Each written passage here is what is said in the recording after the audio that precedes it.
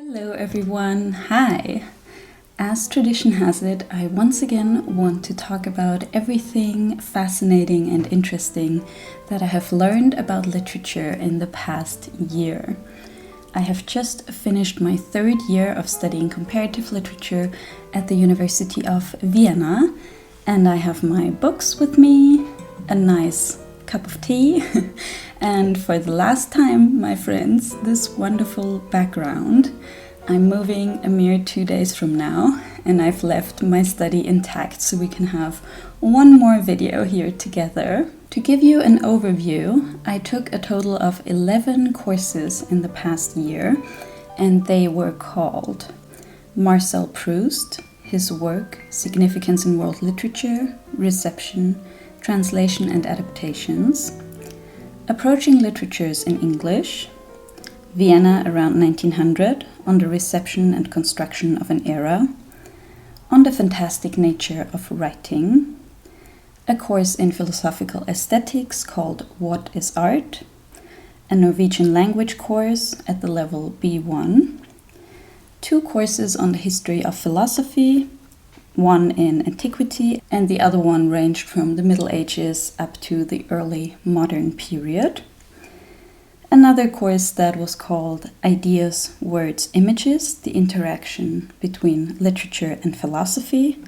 And then 2 courses on psychoanalysis called Introduction to the Psychoanalytical Perspective on Cultural and Social Phenomena and Basics of and Approaches in Psychoanalytic Theories of Society. And then there were 2 courses that I was kind of half aware of. I visited some of the lectures but didn't take an exam or anything. They were called Literature and Psychoanalysis, Comparative Perspectives, and History of Reading, Overview and Challenges. Now you might be thinking, that's a lot of philosophy and psychoanalysis, and you're right, that's the specializations I chose within my degree, and I've taken a lot of courses for those specializations this year. Now, before we get into the meat of the video, I want to make you aware of my Patreon account. If you'd like to access bonus videos and my podcast, and also support my work here on YouTube, keep it free from sponsorships, you can do all of that in one fell swoop for as little as €2 a month.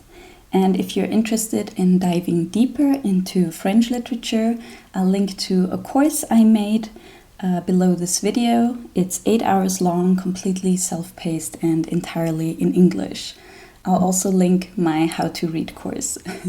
My courses are my babies. I hope you check them out. And now let's get into the first point. So the first thing that really clicked for me this year is the difference between intentional and symptomatic reading. And by extension, I also learned why I get so agitated by certain ways of analyzing literature. Intentional and symptomatic reading might sound a little bit complicated, but it's really not, and I'm sure you'll immediately recognize the different approaches in how people talk about books. An intentional reading of a text assumes that the text you have in front of you has meaning, is created by a human that is trying to get a certain message across, and that there was a sort of plan and that every element is there for a reason. The goal for the reader is then to find what's underneath the text, what the meaning is,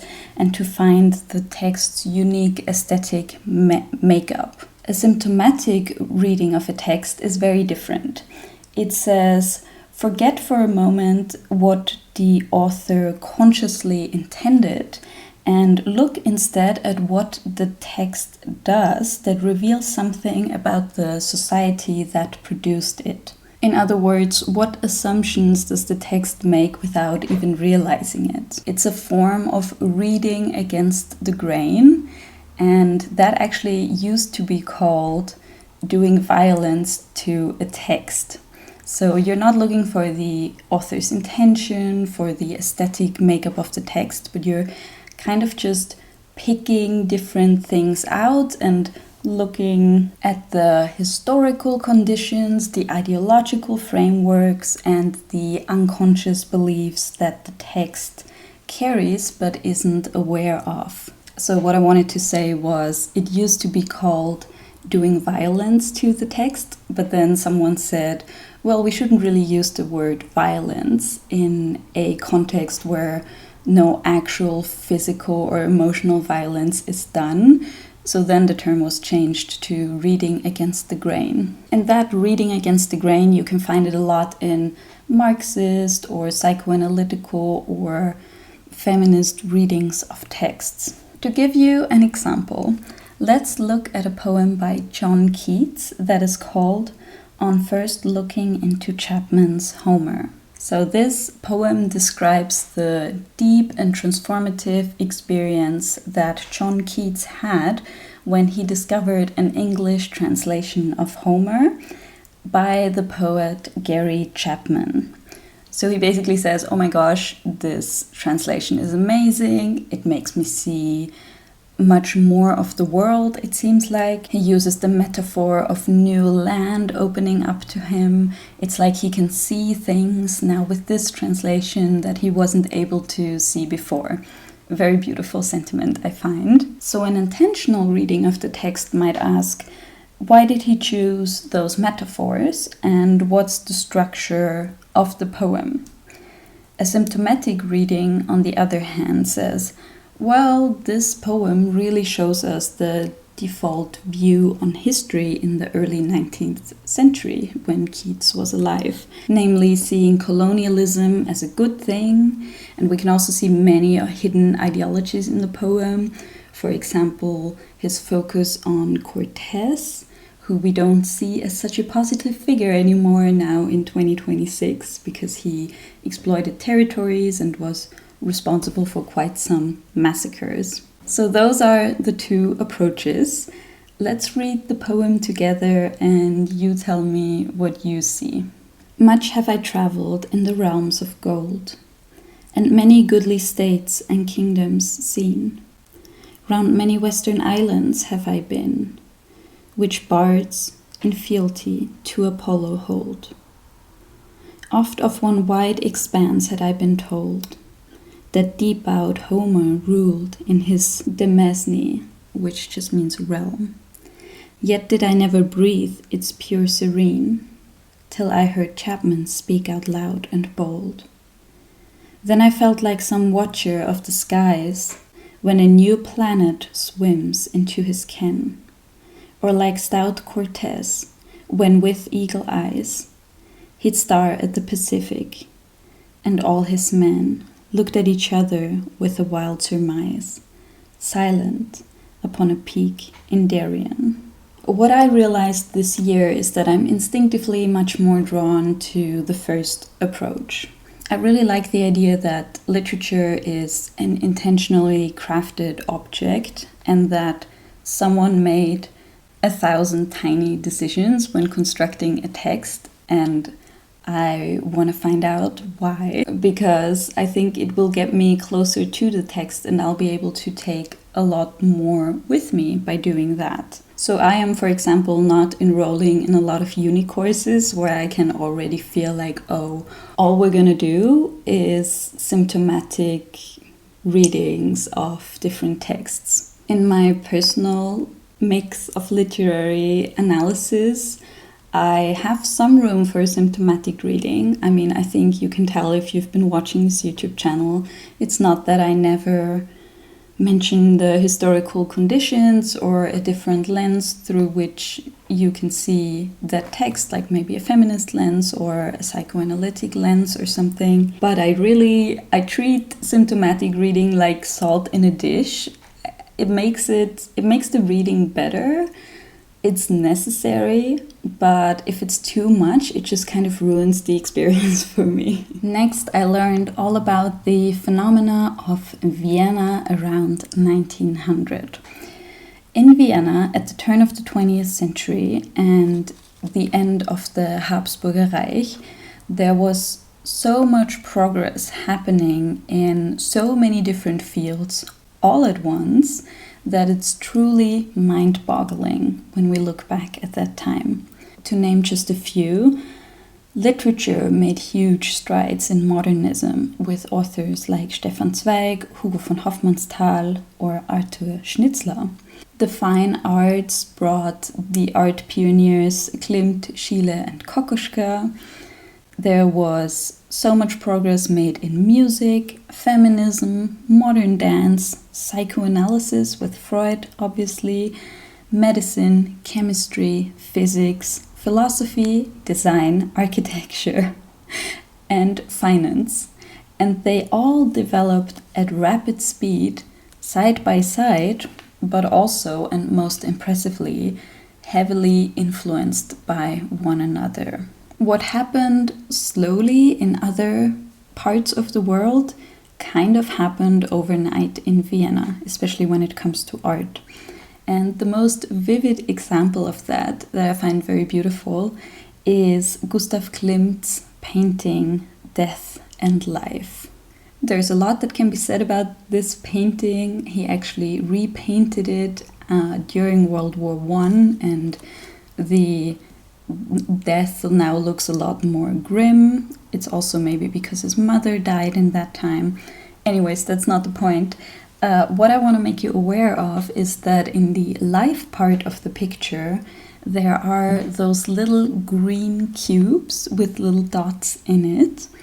And those are fertilized egg cells. Back then, fertilized eggs could be photographed for the first time. And Klimt was at that lecture when those photographs were first shown to the public. And afterwards, he drew this image and inserted this as a, symbol of life into his painting.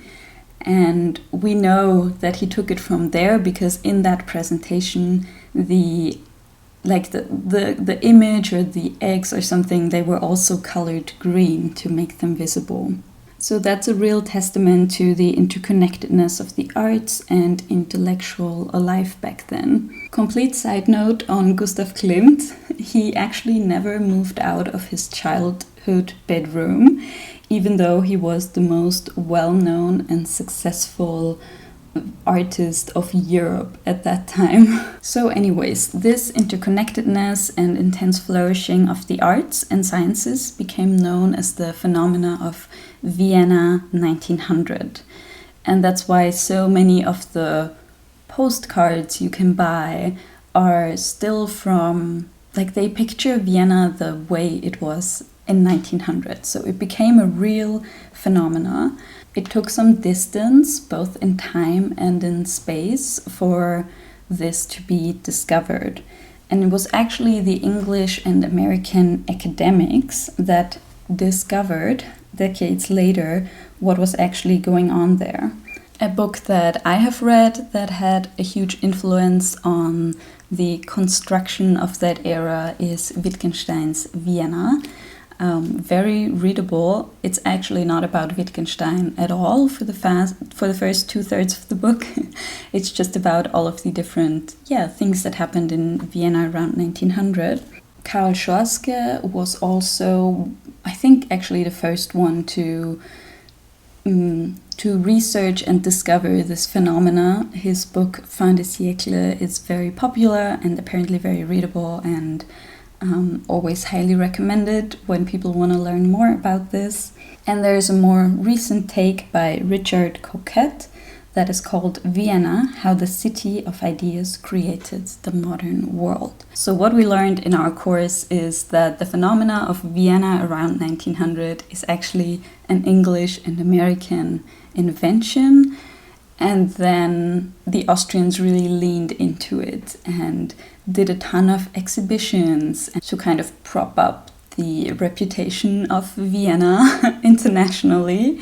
Two of the most outstanding novels about that time that I can wholeheartedly recommend for you to read are first The Man Without Qualities, famously unfinished, though it is already 1,200 pages long.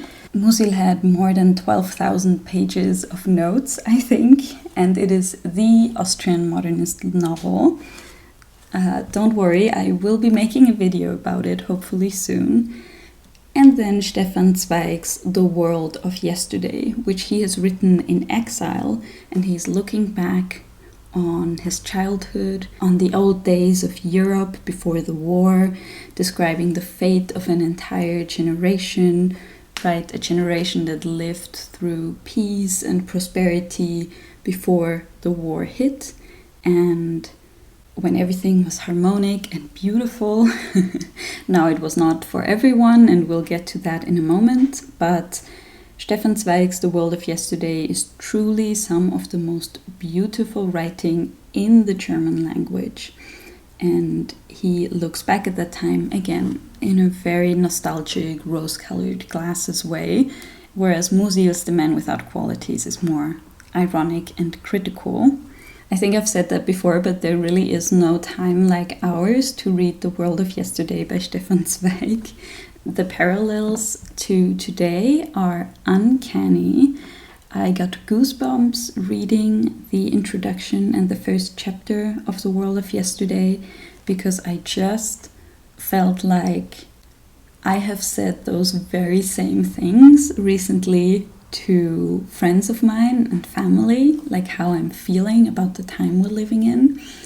I mean, I've said it probably in less poetic language, but still. Now, we also learned about the side of Vienna around 1900 that no one seems to talk about, and that is that most people lived under terrible conditions. There was so much poverty and sickness. In fact, most people were working 70-hour weeks, 7 days a week, and 10% of people were so-called Bettgeher, meaning they were just renting a bed to sleep in, and they often shared it with another person who was working shifts. Many people worked and lived in the sewers, and here is a small quote from Wittgenstein's Vienna to give you a bit more of a sense of what most people lived like back then. Vienna had always had a housing shortage, but the rapid growth of its population, from 470,000 in 1857 to over 2 million in 1910, merely aggravated a long-standing problem. By 1910, the average Viennese dwelling housed 4.4 persons, with an average of 1.24 per room, including kitchens, bathrooms, and front halls. A considerable number of persons were even reduced to living in caves dug in railway embankments, in boats, in hiding places under the bridges, and in other emergency refuges. Young girls sometimes turned to prostitution simply in order to have a place to sleep. In 1910, there were but 5,734 single-family homes, housing a mere 1.2% of the total Viennese population. So, the Vienna we're all glorifying was possible for less than 1% of the population, and much of the nostalgia is just kind of a glossing over of all of the things that happened in Austria and in Austria's name in the 20th century. The Sissy movies, for example, were constructed for the needs of the 1950s Austrians who were in a crisis of identity, and they just wanted something to hold on to, or at least a feeling of like, everything used to be so much better. And I feel like that so often when people say, oh, things used to be so much better, like, I wish I would have lived in the 18th or 19th century. Like, clothes were more beautiful and people were so courteous and kind to each other. And the hobbies were so simple, people were playing piano and sewing. And it's like, yeah, I mean, all of that is true if you were part of the 1%. Even if you were part of the 1%, like having so little choice, having so little say in how your life goes and so little security.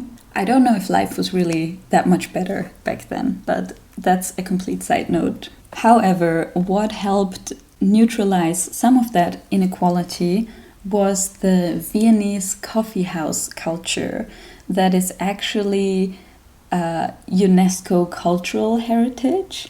And the coffee house around 1900 in Vienna was really considered kind of an extended living room where a lot of people who lived under poor conditions, for them it was the place where they could feel home.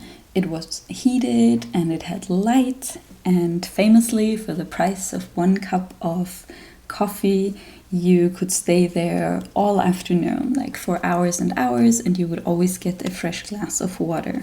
Aristocrats were sitting next to poor people, and there were many international newspapers available, as well as games like chess. And overall, it was just a place where the societal boundaries were not present. The most important coffee houses to go to when you were into literature were the coffee houses Zentral and Grünsteidl. Stefan Zweig even wrote in The World of Yesterday that the coffee houses was for him where actual education took place, not in school. And that coffee houses also offered this wonderful paradox of being alone, but in company. The UNESCO World Cultural Heritage described the Viennese coffee house as a place, quote, in which time and space are consumed, but only the coffee is listed on the bill. Moving on to point number 3, the next fascinating thing I learned this year is the usage of dreams in the literature of Arthur Schnitzler and Marcel Proust. Now, if you've listened to my podcast, episode 11, you'll have already heard all of this, but I wrote a paper this year, my longest paper yet. I think it was 20 or 25 pages, and it had the title, No Dream is Entirely a Dream, on the intermingling of dream and reality in Arthur Schnitzler and Marcel Proust. And in my paper, I compared Arthur Schnitzler's Dream Story, a 1926 little novella of the Austrian modernist writer Arthur Schnitzler, with Marcel Proust's In Search of Lost Time when it comes to both authors' usage of dreams. So I'm really fascinated with dreams in general, and I love reading about how authors use dreams in their storytelling, which functions the dreams have when furthering the story, and how they narrate the transitions between waking and sleeping. Marcel Proust himself inverted his day and night rhythm at some point and never went back. And really, transitions, liminal spaces, in between spaces, that's so much of what In Search of Lost Time is about. The working title for In Search of Lost Time was, after all, Intermittences of the Heart. So, yeah. Anywho, in my paper, I started with a quote by Salvador Dali that goes as follows. One day, it will have to be officially admitted that what we have christened reality is an even greater illusion than the world of dreams. I spent a little bit of time in the first chapter of my paper to talk about the dream in literature and the fact that dreams in general are always seen as being very ambivalent.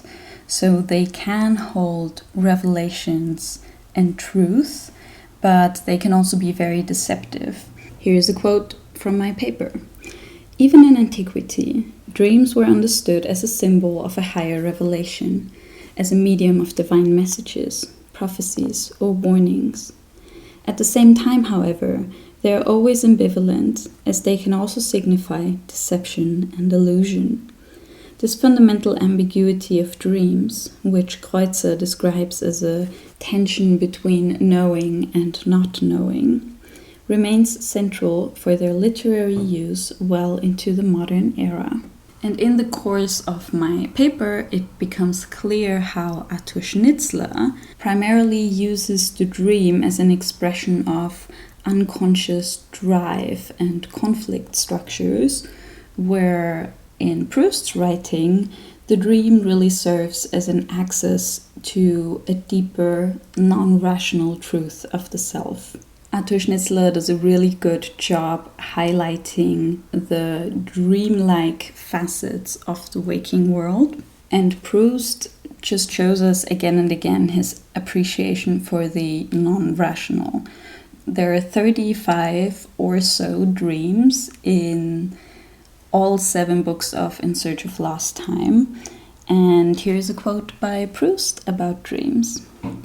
One cannot properly describe the life of man if one does not bathe it in the sleep into which it plunges, and which, night after night, surrounds it like a peninsula is surrounded by the sea.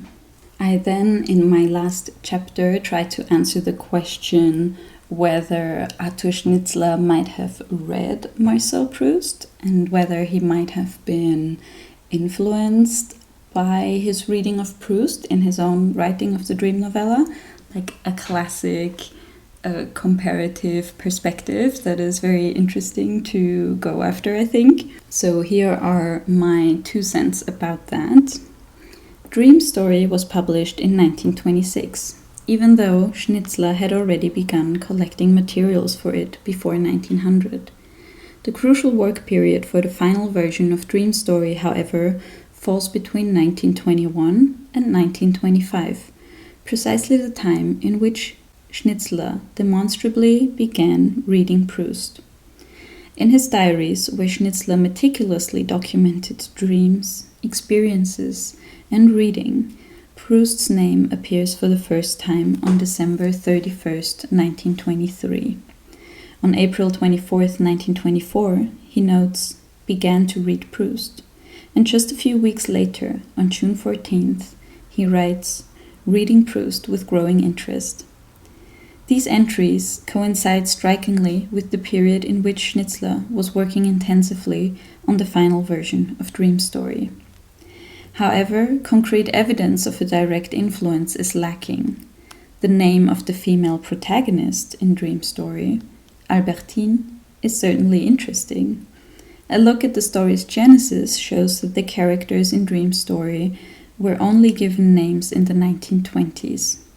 That Schnitzler chose the name Albertine, unusual for the German-speaking world, remains at least noteworthy. Regarding the dreams, it can be noted that both works begin at the transition between day and night, and the private interior space in the form of a room constitutes the germ cell of the works. Whether these and other similarities shown in this work are attributable to reception cannot ultimately be determined. Perhaps, as could be formulated in reference to the topic of this work, Proust and Schnitzler do not encounter each other in the reality of literary influence, but in a shared dream of modernity, beyond linguistic and national borders. So that is a very quick synopsis of what I have written. I found it super fascinating to work on it. As I've said, I've never written something so long. So, for months, every week, I sat with the topic of dreams and I started having my own dreams. It was really funny. Like the day before I handed in my paper, I had a dream myself where I realized that both Schnitzler and Proust were right. I thought about for a moment writing like an afterword or something about my dream that I had about their dreams, but I was like, that's not very scientific and I think I'm just gonna keep it to myself. So I recorded a Patreon episode and told everyone about it like that. So yeah, that's it for the little dream insights for these 2 wonderful books. Point number 4, metaphor as the gliding logic of the soul. So this is an insight that is a little bit difficult to put into words for me, but essentially I just had several courses this year that left me with a feeling that metaphor, fantasy, stories in general, fiction, are not things that are nice to have, but they're actually fundamentally how humans make sense of their experience and of the world in general. And now in July of 2026, I absolutely don't believe that metaphorical language, fiction, fantasy, and just stories, that they will go anywhere.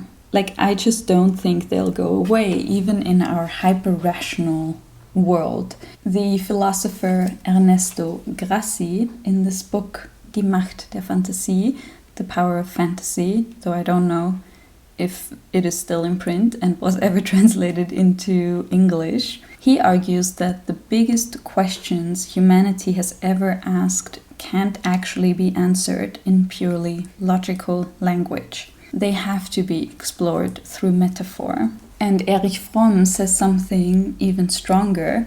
I don't have the book here anymore to show you. It's happening. There's a book I need and it's not here anymore.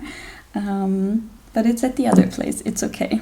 Anyways, in his book, Fairy Tale Myths and Dreams, he says that the language of dreams, myths, and fairy tales are the only truly universal language that humanity has ever created. So I had several courses this year, like on the fantastic nature of writing, or what is art, the interaction between philosophy and literature, and I started noticing that whenever we try to talk about the things that matter most to us, we usually reach for images. We say that someone is carrying a burden, or that they're stuck, or I'm losing myself, or something like that.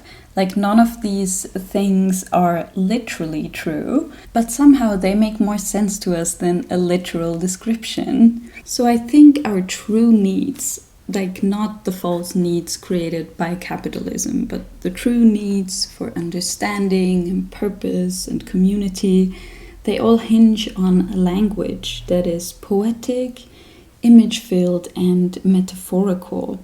That kind of language is actually getting us closer to the felt and lived experience of everyday life than just like the raw facts. And that's what I've always sensed, but I couldn't really put it into words. Literature is not an escape from reality. It's like a deep and intimate encounter with it. And metaphor is, as Musil would say, the gliding logic of the soul. Point number 5, philosophy as a way of life.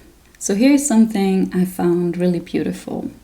In antiquity, philosophy wasn't actually a discipline in the modern sense, but an endless search for the truth. Questions such as the origins of the universe, which today we consider to be part of the natural sciences, were simply philosophical questions back then. There wasn't yet a clear distinction between disciplines like philosophy, science, psychology, and astronomy. These boundaries are actually an invention of the 17th and 18th centuries. So fairly recent if you think about it. What we now call science was understood as only one form of knowledge, and what they meant was that form of knowledge that you can get through experience of reality. And it was contrasted against opinion, which referred to uncertain or unverified knowledge. And that search for wisdom had a very practical aim, and it was to help people live better lives. So there was no philosophy that was done just like for its own sake, but the aim was always to cultivate reason so that that reason could guide one's life, because they thought that only a life that was led by reason was considered to be truly happy. I find that idea incredibly beautiful, and I think it really explains why ancient literature and Stoicism continue to resonate with so many people nowadays. And in the Renaissance, the humanists reacted against the philosophy of the Middle Ages in a similar way. They were like, look, we used to think about philosophy as a way of life, as the art of living life well. So they rejected the like overly formal, technical argumentation, and instead they looked back on to the rhetorical traditions of antiquity. And I feel like we're going through a little bit of a similar shift today. That's what's so fascinating. Like, if you learn about history, you just see how debates keep repeating themselves. It's always in a little bit of a different form and maybe at a different level or something. But I feel like the surge in people reading Marcus Aurelius and Seneca and all of that, they read them because they're looking for guidance and for something to hold on to in this world. And yeah, it was a real, or is a real renaissance in that way once again nowadays. Point number 6, the difference between emotional and cognitive empathy. One question we spent quite a bit of time discussing this year was the question of, does art actually make us better people? Or can art make us morally better people? That's a surprisingly difficult question to answer. There are studies suggesting that reading fiction can increase empathy, or at least make people better at understanding what others are thinking and feeling. But what I found much more interesting was that empathy is not just one thing. Like, we talked about the difference between emotional and cognitive empathy. So emotional empathy is probably the thing most people think about first when you think about empathy. It's when you're really feeling someone else's pain deeply, or you're like suffering with them, right? You're right there with them. The problem, though, with emotional empathy is often that it can be paralyzing and doesn't really lead to action. Cognitive empathy, on the other hand, is the ability to understand another person's perspective without necessarily sharing their emotions in the moment. Kant describes something similar with an enlarged mode of thinking, the ability to consider the world from more than one point of view. And we talked about that kind of cognitive empathy as a gezügelte Imagination, which is very beautiful in German, and I think you could translate it to something like a tempered imagination. We read an essay by Namvali Serpol called The Banality of Empathy. It's from 2019.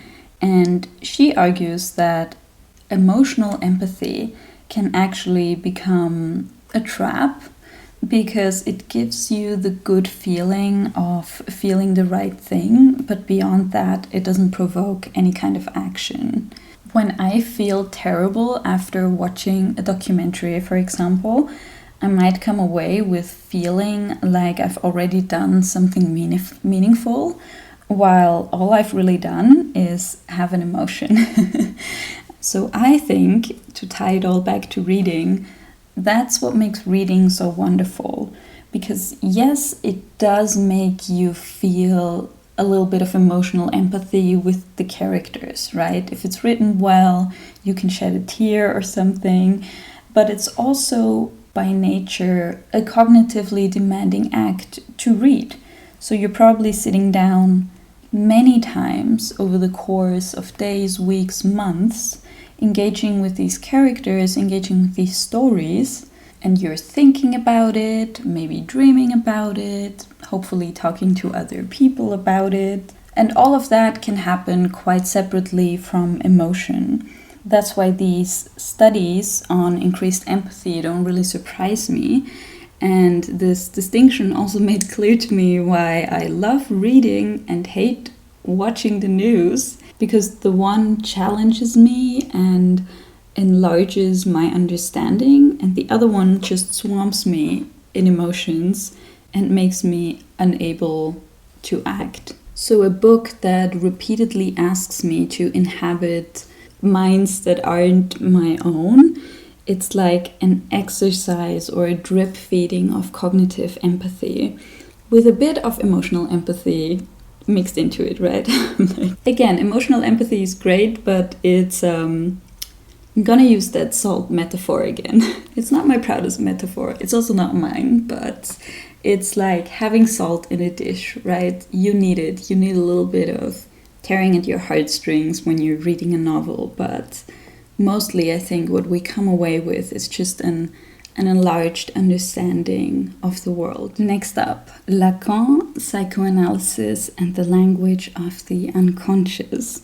I have had such an interesting lecture on Jacques Lacan in my psychoanalysis course that single-handedly got me this close to enrolling into like an additional bachelor's program in linguistics. So Jacques Lacan is a French psychoanalyst who reinterpreted Sigmund Freud's work through the lens of linguistics and structuralism. So Lacan filters everything that Freud says through his understanding of linguistics and comes to this conclusion, which is also his most famous quote: "The unconscious is structured like a language." And he also says that there is a split that enters human consciousness as soon as language is introduced, because language can only ever express parts and can never express everything.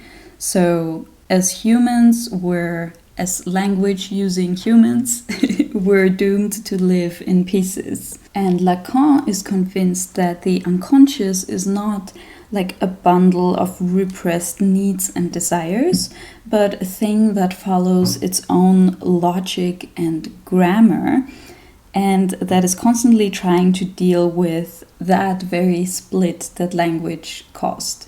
Lacan's works are notoriously difficult to read, but if you're interested, I got the recommendation that Slavoj Žižek has written a wonderful introduction to Jacques Lacan, and I hope to get around to that very soon. Anyways, Lacan's most famous work is called Mirror Stage, and he talks about that aha moment that babies have when they first recognize themselves in the mirror. So kids from 6 to 18 months have the ability to recognize themselves in the mirror, and in contrast to chimpanzees, for example, human babies are always really delighted when they do. Like they're like, oh my gosh, yeah, that's me, I recognize myself. And at that age, babies can't control their bodies completely yet.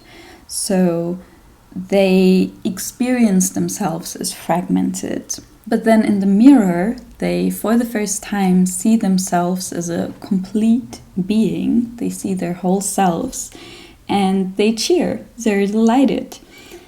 Now, Lacan says that humans then take refuge in their reflection, in their mirror image, and in that perceived wholeness. Now, for Lacan, that is not some kind of stage of development that babies go through and they grow out of at some point. He says that it's a very characteristic phenomena of being human in general at any age, that flight into and desire for wholeness, and the identification that we take on in order to achieve that. I find that so fascinating. Like, I'm fantasizing about just being able to do nothing else for a year or two than read so much psychoanalysis and specifically Lacan and study linguistics. It's like very interesting to me currently in my life. Next up, the education system in the Middle Ages and the 7 liberal arts. So whatever you wanted to study at a European university between roughly the years 1200 and 1600, you first had to do your basic training in the 7 liberal arts, which is why those degrees nowadays are still called Bachelors of Arts or Masters of Arts, but I'll get to that in a moment. So what you had to do is you first had to do your trivium, which is Latin for 3 roads. And the 3 subjects that you had to learn were grammar, logic, and rhetoric. So people recognized that before doing anything else, you had to master language. So those 3 are all, the connecting element is language. And then after you did that, you could move on to your quadrivium, which is Latin for 4 ways. The 4 subjects you had to take there were arithmetic, geometry, music, and astronomy. So those subjects were all about mathematical ratios and harmony, which were supposed to reveal the underlying structure of the universe. In medieval European universities, those 7 disciplines were considered to be the minimum requirement for a genuinely educated, free person, because it allowed them to govern themselves and participate justly in society. And everything was taught in Latin, so you could basically go anywhere you wanted in Europe to study. Language was not a barrier. A little bit like living in the United States today or something. So again, if your discipline that you're studying at the moment was in some way part of the 7 liberal arts, then what you graduate with at university is still like a Bachelor of Arts or a Master of Arts. Talking about the Middle Ages, did you know that punctuation is a fairly recent invention? So most of the ancient Greek and Roman texts were all written in just one long stream of letters. So there was no space in between the words, there were no commas or question marks or anything, and that is because parchment and papyrus was so valuable and expensive that they just didn't want to leave any room unwritten. Historians call this scriptio continua, which means that before you could even think about interpreting a text from the Middle Ages or before, you first had to figure out where one word ended and where the next one started. And then the next problem you have with text from the Middle Ages is, how do you know who's speaking? Because today we really rely on quotation marks to indicate who is speaking, whether this is a quote or not. But really it was only in the medieval period that Irish and Anglo-Saxon monks began adding spaces and rudimentary punctuation at all to sacred texts to make them easier to read out loud. The comma and the semicolon, for example, were popularized in the late 1400s, and quotation marks were standardized much later, during the 18th century. Point number 10, the impact of Freud's discoveries. I think when we think about Sigmund Freud nowadays in pop culture, we think about everything penis envy, and we're like making fun of how could someone just reduce everything to having a penis or not having a penis. And yeah, I think that part is pretty silly. And he did have some other problematic views, but in some ways he was so progressive. And I really don't think we could kind of imagine the world we're living in nowadays without Freud and his discoveries. He lived in a time where mental health was understood so incredibly poorly. When people struggled with hysteria, or what we would maybe call depression nowadays, The treatments were either the ovarian press, hammering nails into specific regions of the brain, or shocking the body with ice-cold water. Now, Freud was the one who saw that those treatments don't really help, and through the practice of hypnosis came to his talking therapy. He noticed that people felt relieved when they could unburden themselves through talking, and his contribution was that we today no longer view mental illness as a physical problem, but one where our psyche is suffering due to the systems in which it has to function. And I want to do an entire video about psychoanalysis and everything that I'm learning, because it's so fascinating, and especially in literature, we just cannot ignore Sigmund Freud. He's a delight to read. He had such an impact on literature, and literature had such an impact on him. And I think Harold Bloom famously called him the prose version of Shakespeare. And then a couple of personal revelations to end the video with. I called point number 11, philosophy is not for me. So I've talked a lot in this video about philosophy, the history of philosophy, what fascinates me, and I have always been curious about philosophy. I almost chose it instead of literature when I tried to decide what I should study 3 years ago. And the disciplines are very connected, right? I mean, literature and philosophy has been the same thing up until 200 years ago or something. So I'm glad I had those courses. It really fed my curiosity and I enjoyed them. But more importantly, I realized that I made the right decision with studying literature. The academic study of philosophy is so incredibly abstract and to me dry, and also like just the thought of doing any more logic than I have done in my very basic introductory courses, I'm like, no, 1,000 times no.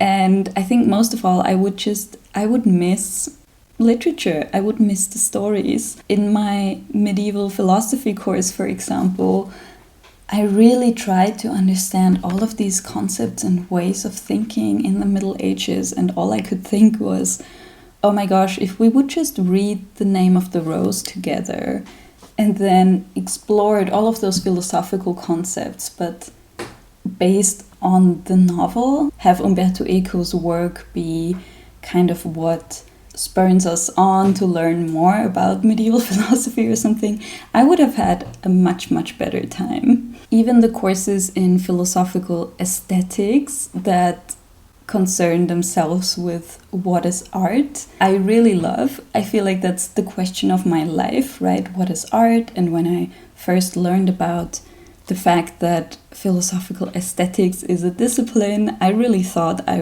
I'm gonna need to study that. Like, I already looked up a master's degree in aesthetics in Sweden, and I was like, oh my gosh, I'm gonna need to move to Sweden. It was like, for a whole year in the back of my head, I was like, as soon as I'm done with my bachelor's, I'm gonna move to Sweden. I'm gonna do this master's in aesthetics. But I would miss literature. Like, I cannot imagine going into a course and there being no like fictional stories that are the basis of everything that we're learning. I guess it's a little bit of a sentimental point for me, but I really love learning about the human condition, and I want to learn about history and philosophy and psychoanalysis in this very freewheeling way, and I chose literature because it was just the best way for me to do that. But now I've fallen so deeply in love with the study of literature that I don't know, I went like round and round in circles about which master's degree I'm gonna do and where I possibly have to move in Europe, and I just ended back up at home basically, and most likely I'm just gonna do the master's in comparative literature in Vienna because I don't know, it's just where my heart is. Linguistics, however, might be a wonderful add-on. I would love that. But I've really, complete side note, but I've thought about making a video one day. I don't know how interesting that will be, but talking about all of the master's degrees in literature and philosophy and language in Europe that I've found that sound so amazing. Like, there are 10 or 15. I have a piece of paper here where I collect them all with some infos, where I'm like, I wish I could do all of them at the same time. It's crazy. There's really good degrees out there and they're all free. So yeah, maybe like a niche. I bet there's going to be like 10 people out there who would like to watch something like that. Anyways, I'm grateful that through my extracurricular I could feed my curiosity and then also realize, like, no, I'm right on track here. It's good where I am. And since I'm in the mood of saying kind of cheesy and obvious things, point number 12, what I've learned this year is just the importance of talking to people when studying literature or just when being a reader. We live in a super digitalized world, and it can feel like there's so much going on there, but my experience is really that the most important and interesting conversations are still happening face to face. All of the opportunities that I have had over the past year that I've talked about in my last video, now tutoring students, and also some things I haven't talked about, like finding some wonderful friends. I was invited to my first literary salon because I just got talking to a woman after my Proust course. And all of this would have never happened if I wouldn't have opened up to people. And I'm a real introvert. It's really difficult for me to just be social. Like, it costs me energy usually, but I've very rarely regretted talking to someone during my courses, after my courses, talking to my professors, sending emails around. I mean, who knows how many times in my life I will be surrounded with so many people that genuinely have the same interest that I have, and it just makes everything easier and more pleasant to study together, to reflect together, and I sound like a grandma. So kids, go play together. Anyways, that is it for me. Thank you so much for spending this time with me here today and here for the past 3 years. What an incredible time it has been. What a privilege to have an audience, to be able to make these videos. I appreciate you so much. There are many good things coming, and I'll see you again in the next video. Bye bye!